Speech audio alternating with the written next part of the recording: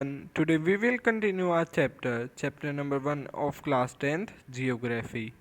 अभी तक हमने क्या अपना हमने पढ़ लिया कि कैसे रिसोर्स क्या होता है, कैसे वो क्लासिफाइड है अलग अलग बेसिस पे, कैसे वो डिग्रेड हो रही हैं, कैसे उनकी डेवलपमेंट हो रही है और कैसे हम उन्हें कंजर्व कर सकते हैं। फिर हमने जाना लैंड के बारे में कि लैंड को रिसोर्स की तरह हम कैसे देख सकते हैं और फिर उसे कंजर्व कैसे कर सकते हैं, डिग्रेड कैसे हो रही है।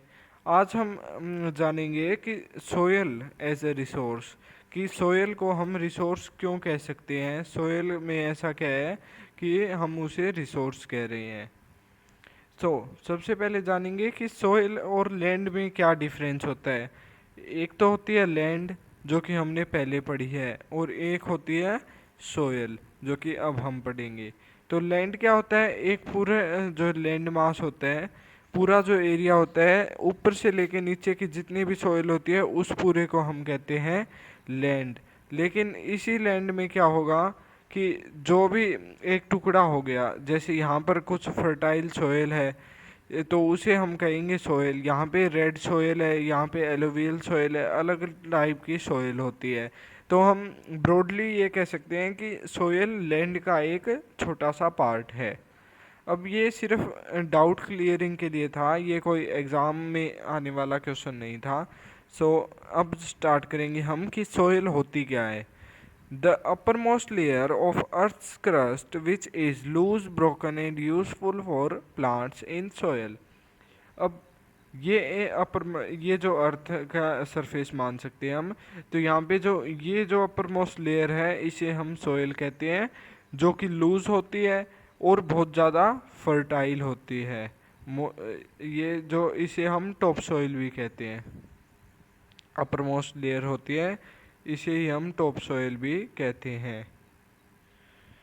और ये क्या होती है, बहुत ज़्यादा ढीली होती है यहाँ से सोयल, और ब्रोकन होती है, मतलब बहुत ज़्यादा स्मॉल पीसीस में ब्रोकन रहती है ये सोयल। उसके बाद में soil consist of mineral matter such as sand and clay and organic matter such as humus bacteria and earthworm. अब क्या है कि सोयल क्या क्या कंसिस्ट करती है या फिर कंटेन करती है। तो सोयल मिनरल वाटर कंटेन करती है, जो कि सैंड हो गया, क्ले हो गया उनके साथ में। और ऑर्गेनिक मैटर भी होता है सैंड, जो सोयल होती है उसमें। वो ऑर्गेनिक मैटर क्या होता है, ह्यूमस बैक्टीरिया अर्थवॉर्म्स, जो ऑर्गेनिजम्स भी सोयल में होते हैं। अब हम क्या जानेंगे कि आगे हम सोइल को एक लिविंग सिस्टम की तरह समझेंगे। जैसे लिविंग सिस्टम होता है कि बर्थ होते हैं, फिर उसके बाद में डेथ हो जाती है, और फिर उसके बाद में और बर्थ होते रहते हैं और डेथ होती रहती है। वैसे क्या होता है कि सोइल फॉर्म होती है, फिर वो इरोजन हो जाता है सोइल का, फिर फॉर्म होती है और फिर उसका इरोजन होता जा रहा है। तो हम देखेंगे कि सोइल इरोजन क्या होता है, डिफरेंट टाइप की सोइल्स को देखेंगे हम हमारे अगले लेक्चरों में। सोयल इज़ फॉर्म्ड अब soil is formed mainly due to the process of weathering. Weathering जो प्रोसेस होती है उससे सोयल फॉर्म होती है। अब वेदरिंग क्या प्रोसेस होती है, वेदरिंग क्या होता है। वेदरिंग होती है, जो बड़ा रॉक होता है और वो आपस में जो रॉक्स कोलैप्स करते हैं, जैसे ये एक रॉक है और एक ये रॉक है। जैसे ही वहाँ से हैवी विंड चलकर आएगी इस साइड से, तो वो क्या होगा कि ये दोनों रॉक यहाँ पे कोलैप्स करेंगे और ये आपस में ब्रेक डाउन होंगे।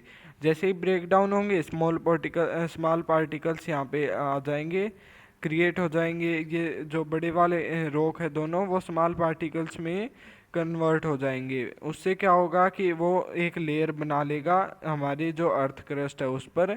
और उसी लेयर इसमें क्या होता है, केमिकल प्रोसेसेस होती है, कुछ फिजिकल प्रोसेसेस होती हैं, जो कि बहुत लंबी प्रोसेस होती है। उस लॉन्ग प्रोसेस के बाद में, लॉन्ग पीरियड ऑफ टाइम के बाद में वहाँ पे सोयल फॉर्म होती है। तो और यहाँ पे जो वेदरिंग होती है वो किन किन फैक्टर से हो सकती है।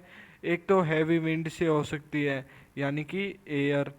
और दूसरा हो सकता है कि हैवी फ्लो ऑफ वाटर भी हम कह सकते हैं। तो ऐसे जो वेदरिंग होती है। उसके बाद में क्या है कि As a result of weathering, a layer of loose rock material is formed on the land surface. If this layer remains undisturbed for a long period of time, chemical, physical, and organic changes take place in it. This change lead to the formation of soil. ये हमने जाना कि जो weathering होती है तो small particle बन जाते हैं। स्मॉल पार्टिकल से क्या होता है कि वो एक लेयर बना लेते हैं अर्थ क्रस्ट पे, जो छोटे छोटे पार्टिकल होते हैं और वो लेयर क्या करती है कि लैंड पे एक सरफेस फॉर्म कर लेती है। जैसे ये लैंड है और इस पे यहाँ पे सरफेस फॉर्म कर लेगी वो। तो यहाँ पे जैसे सरफेस फॉर्म होगा और उसमें काफ़ी लंबे समय के बाद में क्या होता है, लंबे समय तक उसे अनडिस्टर्ब छोड़ा जाता है। यानी कि उसमें कोई छेड़खानी नहीं की जाती, वहाँ से हटाया नहीं जाता। तो उसके बाद में एक बहुत ज़्यादा लंबे पीरियड के बाद में केमिकल फिजिकल जो प्रोसेसेस होते हैं, कुछ ऑर्गेनिक जो चेंज होते हैं, उनके बाद में फॉर्मेशन होती है सोयल की। यानी कि फिर वहाँ पर यहाँ पे आके सोयल फॉर्म होगी, शुरुआत से ही सोयल नहीं होती वो। अब हम जानेंगे कि फैक्टर क्या क्या है जो इन्फ्लुएंस करते हैं सोइल फॉर्मेशन की प्रोसेस को। क्या क्या फैक्टर हैं जो इन्फ्लुएंस करेंगे सोइल फॉर्मेशन को? वो हैं क्लाइमेट, टोपोग्राफी, नेचर, वेजिटेशन, और साथ में हम यहाँ पे एक पेरेंट रॉक भी कह सकते हैं। पेरेंट रॉक वो भी इन्फ्लुएंस करता है फॉर्मेशन ऑफ सोयल की कि किस टाइप की सोयल रहेगी। तो उसके बाद में क्लाइमेट कैसे, पेरेंट रॉक कैसे करता है, सबसे पहले हम ये जान लेंगे कि यहाँ पे जो शुरुआत में सबसे नीचे जो रॉक होता है उससे पेरेंट रॉक कहते हैं हम। उसके बाद में और रॉक फॉर्म होते हैं और फिर यहाँ पे एक लेयर फॉर्म होती है सॉइल की।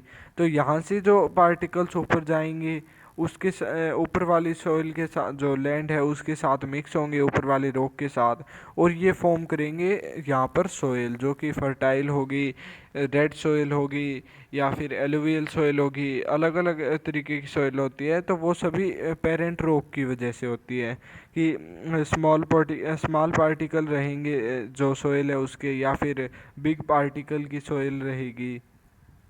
उसके बाद में क्लाइमेट कैसे अफेक्ट करता है? Climate decides the rate of weathering and type of vegetation.